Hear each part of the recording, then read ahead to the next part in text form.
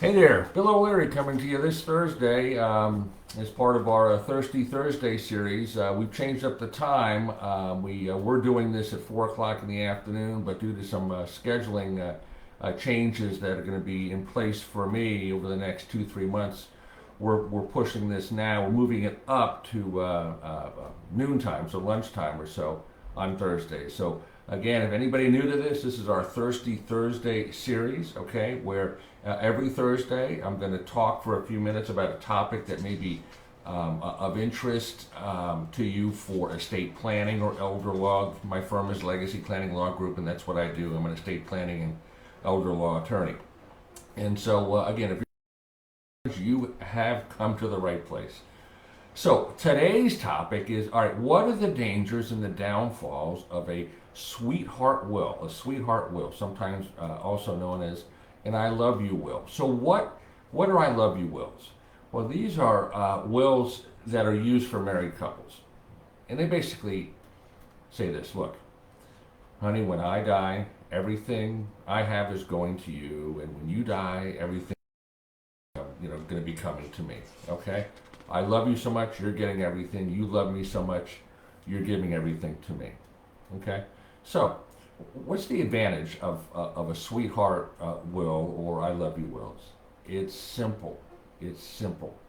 Couldn't be any simpler than that. Okay, but sometimes the simple plan has hidden dangers lurking. Well, what are some of those? So what are the disadvantages of I love you wills? First and foremost, that probate is going to have to be dealt with. Okay, probate's going to have to be dealt with. Maybe not at the first spouse's death, but more than likely at the second spouse's death. Okay, so what I like to say is, with I love you wills, hey, everything may be smooth at the first death, depending on how the assets are owned. But all you're doing is kicking the can down the road. All you're doing is kicking the can down the road to the time the second spouse dies. And what is probate? Probate. Well, without getting down into too much detail, it is a real mess, particularly in Florida, which is kind of notorious for having especially difficult probate court proceedings. It's a court proceeding whereby your estate, and by the way, when I use that word estate, don't check out on me saying it doesn't apply to me. That's just for millionaires and billionaires. Everyone has an estate. Everyone has things to pass on. It's a process whereby your estate is going to be administered with the oversight of a judge, a probate judge. And the two problems that we see with probate are, number one, it takes a long time. For sort of a regular probate type case, the average length in my experience is 8 to 9 months to up to 15 months, and some are longer than that. And so what is that? That's a period during which your estate is sort of frozen in time and your loved ones can't get what you'd like them to get. Maybe for some, what they might even need to get. So number one, it takes a long time. Number two, it's expensive. It is expensive. And a big chunk of that expense involves the fact that in Florida, in most every probate, a lawyer has to be involved in the case, has to be hired by the executor to represent them in the case, and they get sort of a percentage of the estate as their fee. So probate, generally not something that most people want their loved ones to be bogged down in. So with I love you wills, your loved ones, especially the kids, are going to be staring probate in the face. So that's problem number one with sort of the simple sweetheart wills or I love you wills. Secondly, they're not private. They're not private. So if you have a will when you pass away, the very first thing that's done, that is supposed to be done, in fact, is that the will is filed with the court system, and it then becomes public record. And anybody that has any desire to know can go down to the courthouse and look at a copy of the will. Actually, better yet, they don't have to get in the car anymore and drive down, because it's all online for everyone to see. Okay, so it is very much public. The sweetheart wills or I love you wills. That's problem number two. Problem number three, that there is a risk that the will or the plan that both husband and wife have sort of agreed upon is going to be changed after the first spouse's death.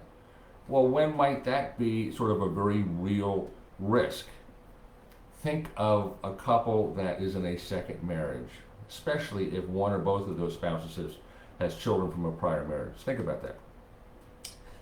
Well, when the first spouse passes away, the I love you will says, hey, everything's going to you, the surviving spouse. Well, then that surviving spouse is perfectly free to change her will at that point, or his will, whoever the surviving spouse may be, perfectly free to change it. And maybe change it to where everything is going to the surviving spouse's children from their prior marriage, and the kids from the deceased spouse's prior marriage are cut out altogether. Having sweetheart wills really would allow that to happen if someone was so inclined. So the plan can be changed up. Second marriage. What about a first marriage situation? What about a first marriage? Well, you might think that's less of a concern. Why would, let's say I'm the husband, and why would my wife, if I'm in a first marriage, change up the plan after I pass away? Well, she may say now she would never do that, and as long as she's sort of thinking clearly, she may never do that. But in fact, think about this. Maybe the surviving spouse, my wife, getting married to someone else, and maybe that person has kids. In fact, I had a client just call me a couple of days ago. We had done wills for them a few years ago because they were a younger couple and with small kids, and the husband calls me, and he happens to hear all these stories in the particular profession he's in, hear these stories about that kind of thing happening. He says, I don't want that to happen, so can we build in restrictions or guardrails to make sure she can't change up the plan? And the good news I gave to him was yes, we can. Yes, we can. But let's say aside from sort of the thought of your spouse getting remarried, think of maybe a couple that's older, maybe in their 70s, 80s, and the concern is this. Boy, if I pass away first and honey, you're surviving, and you're 82 years old, and you may be in declining health, and you may be more susceptible to being unduly influenced by somebody. By who? I don't know. Maybe by a caregiver, something like that. And so might be influenced to change up your will and give everything to this person. You may not be thinking in your right mind. So again, having these I love you wills or sweetheart wills doesn't prevent that from happening. Okay, so that's the risk of the plan being changed up after the first spouse's death. What about this? Let's say you want to protect your kids' inheritance. Well, protect from whom? Well, I suppose you could protect it from themselves if they're not good with money, or maybe they have, a substance abuse problem, that sort of thing. But even if they're a responsible adult child, protecting the inheritance from really the two biggest threats or risks that any adult child faces in terms of losing their inheritance. Number one, them getting divorced, so that inheritance, at least half of it, would go to the ex-son-in-law or daughter-in-law. Or two, think of sort of the liability lawsuit, the car accident, your child's at fault and kills somebody, and it's a really bad one, and the lawsuit's brought, and the inheritance might end up going to the lawsuit, divorce and lawsuit. Well, if you just have I love you wills, it is very difficult to protect that child's inheritance. Very difficult. So really, you're not doing everything you can to make sure that that sort of family treasure stays in the family bloodline. And then I guess sort of the last sort of disadvantage of the I love you wills that I would suggest to you is, well, what would happen if you become incapacitated? You become incapacitated. Let's say after the first spouse passes away, surviving spouse becomes incapacitated. Well, that will isn't going to help a lick to make sure that somebody is able to step in and help you and make decisions for you. Yeah, power of attorney may help, and it's better than not having anything at all, but we increasingly are finding that powers of attorney, seems like banks and financial institutions, with each passing year, they get more and more sort of difficult and ornery. And, they don't want to recognize the power of attorney, or, oh no, we need to run this up the flagpole of our legal department, and they're skittish about having to honor a power of attorney. So again, the disadvantages of the I love you wills are there's going to be, in all likelihood, a probate case at the second death. They're not private. Number two, There's a risk of the plan being changed after the first spouse's death. Number 3, it really is not a good way to protect the child's inheritance. Number 4, and it does not provide sort of planning if you become incapacitated. 5 disadvantages. So is there a way that all 5 of those can be dealt with in a good way? And the answer is yes.